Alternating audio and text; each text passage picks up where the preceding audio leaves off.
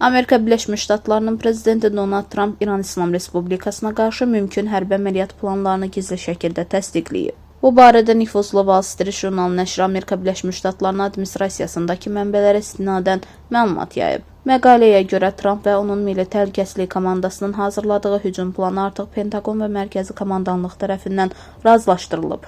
Lakin prezident hələlik son əmri verməyi və əməliyyatın həyata keçirilməsi məsələsi diplomatik nəticələrdən və İranın reaksiyasına asılı olaraq dəyərləndiriləcək.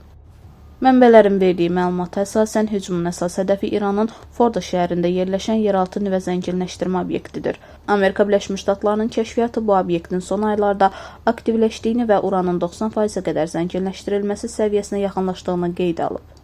Bununla yanaşı Trump administrasiyası İsraillə koordinasiyalı əməliyyat planı üzərində işləyir. Məlumata görə Trumpın bu qərarı verməkdə əsas məqsədinin İranın nüvə proqramının qarşısını almaq və regional güc balansını Amerika Birləşmiş Ştatları və İsrailin xeyrinə dəyişmək olduğu bildirilir. Ekspertlər hesab edirlər ki, əgər Trump son əmri versə, bu İranla Amerika Birləşmiş Ştatları arasında açıq hərbi toqquşmaya səbəb ola bilər və bölgədə fəlakətli nəticələrə yol aça bilər.